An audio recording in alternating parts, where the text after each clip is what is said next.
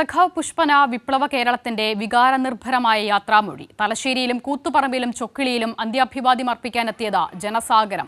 ചൊക്ലിയിലെ സ്കൂളിലെ പൊതുദർശനം പൂർത്തിയായി. മൃതദേഹം വീട്ടിലേക്ക്. സംസ്കാരം അല്പസമയത്തിനകം തന്നെ നടക്കും. ഇപ്പോൾ അദ്ദേഹത്തിന്റെ വസതിയിൽ നിന്നും എം സന്തോഷ് ചേരുകയാണ്. സന്തോഷ്, കഴിഞ്ഞ എത്രയോ കാലയളവിലായി 3 പതിറ്റാണ്ടുകളായി പുഷ്പന്റെ ചിന്തകൾക്കും പുഷ്പന്റെ ആശയങ്ങൾക്കും പുഷ്പന്റെ സ്വപ്നങ്ങൾക്കും ഒക്കെയും ഒപ്പമുണ്ടായിരുന്ന വീട്ടിലേക്ക് പുഷ്പൻ അവസാനമായി എത്തുന്നു. ഒരുപാട് ആളുകൾ, ആയിരക്കണക്കിന് ആളുകൾ അവിടെ തടിച്ചുകൂടിയിരിക്കുന്നു. എങ്ങനെയാണ് അവിടുത്തെ വിവരം?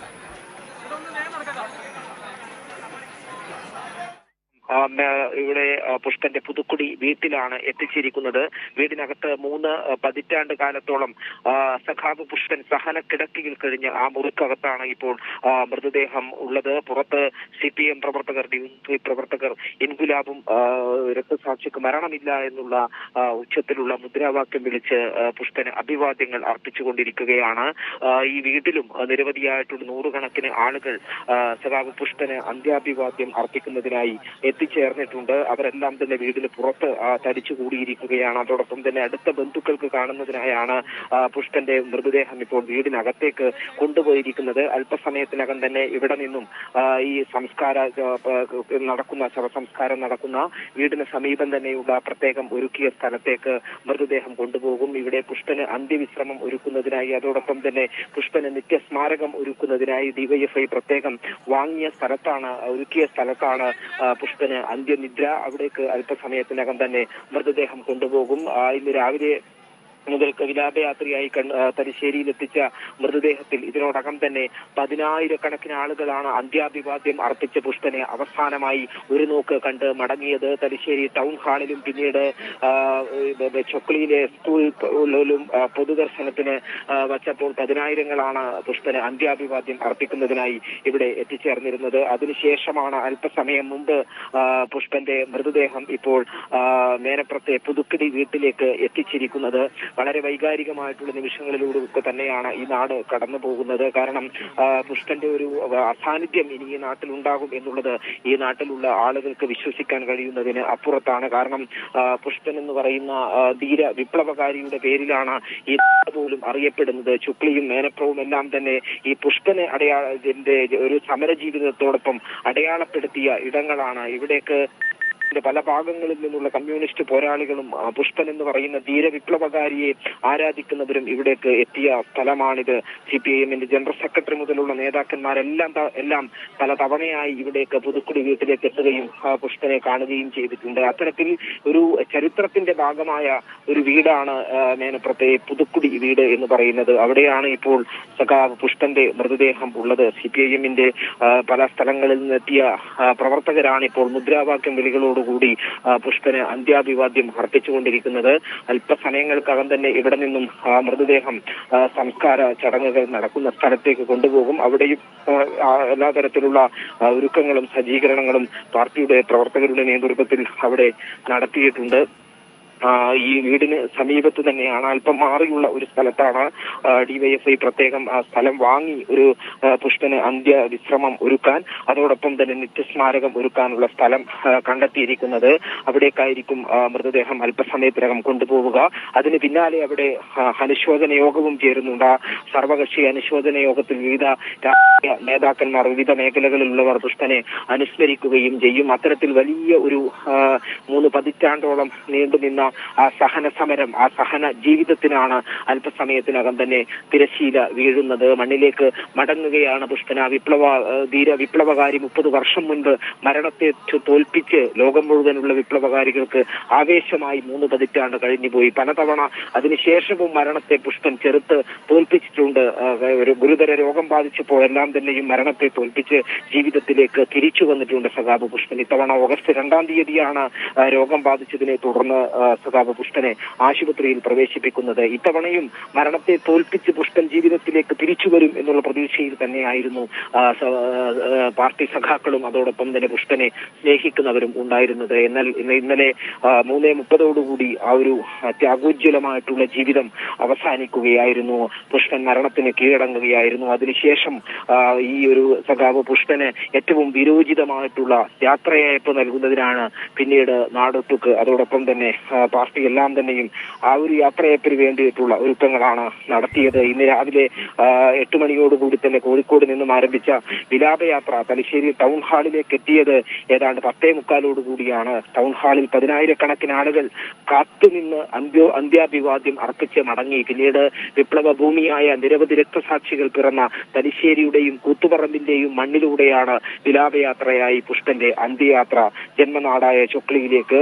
ചൊക്ലി രാമവിലാസം സ്കൂളിൽ പൊതുദർശനത്തിന് വെച്ചപ്പോഴും ആയിരങ്ങളാണ് അന്ത്യാഭിവാദ്യം അർപ്പിക്കുന്നതിനായി എവിടെയും എത്തിച്ചേർന്നത്. അവിടെ നിന്നാണ് ഇപ്പോൾ പുഷ്പന്റെ വീടായ ഈ പുതുക്കിടി വീട്ടിലേക്ക്, മേലപ്പുറത്തെ പുതുക്കിടി വീട്ടിലേക്ക് ഇരിക്കുന്നത്. 3 പതിറ്റാണ്ട് കാലത്തോളം പുഷ്പൻ സഹനക്കിടക്കയിൽ കഴിഞ്ഞ ആ മുറിയിലേക്കാണ് പുഷ്പൻ ഇപ്പോൾ എത്തിയിരിക്കുന്നത്. ഇവിടെ നിന്നും ഇപ്പോൾ മൃതദേഹം കൊണ്ടുപോകുന്നതിനുള്ള തയ്യാറെടുപ്പുകളാണ് നടന്നുകൊണ്ടിരിക്കുന്നത്. നിമിഷങ്ങൾക്കകം തന്നെ ഈ പുതുക്കടി വീട്ടിൽ നിന്നും മൃതദേഹം വീണ്ടും തൊട്ടടുത്തുള്ള സംസ്കാരം നടക്കുന്ന പ്രത്യേകം സജ്ജീകരിച്ച സ്ഥലത്തേക്ക് കൊണ്ടുപോകും. അവിടെ പുഷ്പന് ചിതയൊരുക്കുന്നതിനാവശ്യമായിട്ടുള്ള ഒരുക്കങ്ങളെല്ലാം ഇതിനോടകം തന്നെ പൂർത്തീകരിച്ചിട്ടുണ്ട്. ഇവിടെ നിന്നും മൃതദേഹം ഇപ്പോൾ വീടിന് പുറത്തേക്ക് എടുക്കുകയാണ്.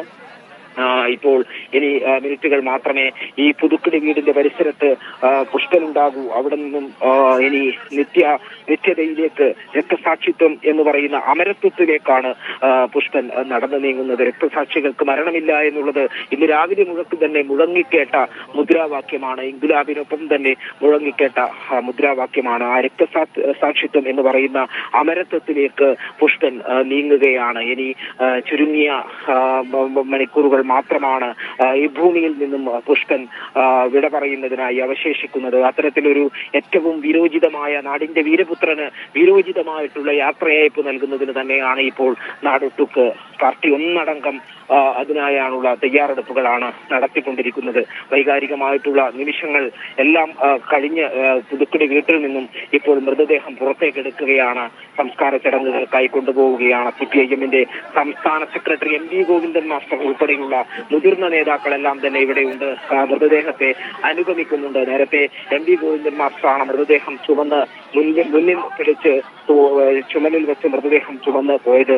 അത്തരത്തിൽ ഈ പാർട്ടിയും പാർട്ടി നേതൃത്വവും നേതാക്കളും എല്ലാം തന്നെയും സഖാവ് പുഷ്പനെ ഹൃദയത്തോട് ചേർത്താണ് ഇതുവരെയും കൊണ്ടു നടന്നത്. കണ്ണിലെ കൃഷ്ണമണി പോലെയാണ് സഖാവ് പുഷ്പനെ പാർട്ടി പ്രവർത്തകർ ഇതുവരെയും കൊണ്ടു നടന്നത്. ആ പുഷ്പൻ ജീവിത സമരത്തിനൊടുവിൽ, വലിയ വിപ്ലവ ജീവിതത്തിനൊടുവിൽ ലോകം മുഴുവനുള്ള കമ്മ്യൂണിസ്റ്റുകൾക്ക് ആവേശമായി, ഇനി വരും തലമുറകളെ പോലും പ്രചോദിപ്പിക്കുന്ന തരത്തിലുള്ള ആവേശകരമായിട്ടുള്ള ജീവിതം നയിച്ച് അതിനുശേഷം ഇപ്പോൾ മണ്ണിലേക്ക് മടങ്ങുകയാണ്. പുഷ്പന് യാത്രയയപ്പ് നൽകുന്നതിനുള്ള, അവസാനത്തെ യാത്രയയപ്പ് നൽകുന്നതിനുള്ള ഒരുക്കങ്ങളാണ് ഇപ്പോൾ നടന്നുകൊണ്ടിരിക്കുന്നത്.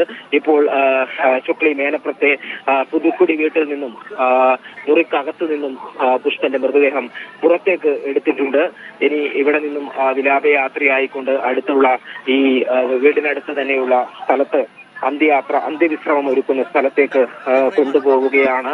100-കണക്കിന് ആളുകൾ ഈ ഒരു പാതയോരത്ത് ഇരുവശങ്ങളിലുമായി തടിച്ചുകൂടിയിട്ടുണ്ട്. അവർ മുഷ്ടി ചുരുട്ടി ഉച്ചത്തിൽ മുദ്രാവാക്യം വിളിക്കുന്നുണ്ട്.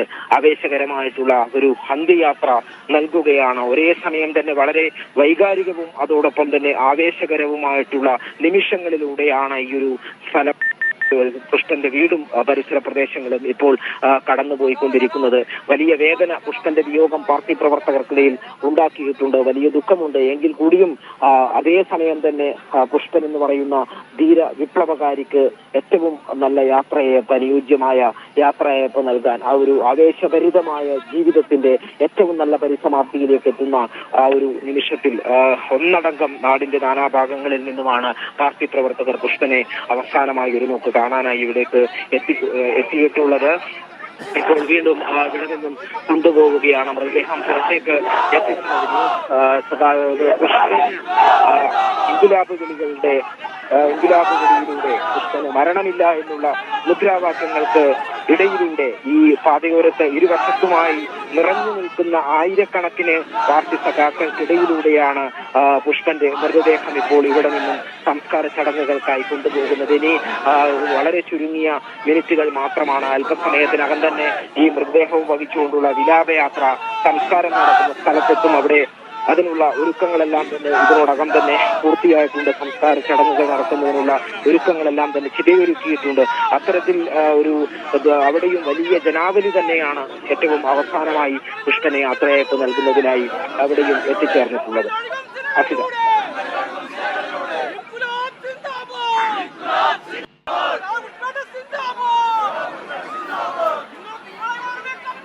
സന്തോഷ് പറഞ്ഞതുപോലെ 30 വർഷം പുഷ്പന്റെ ചിന്തകൾക്കും പുഷ്പന്റെ ആശയങ്ങൾക്കും പുഷ്പന്റെ സ്വപ്നങ്ങൾക്കുമൊക്കെയും തീ പിടിപ്പിച്ചത് ആ വീടാണ്. ആ വീട്ടിൽ നിന്ന് പുഷ്പൻ അവസാനത്തെ യാത്രാമൊഴിയേകി ഇറങ്ങുകയാണ് അവിടെ നിന്ന്.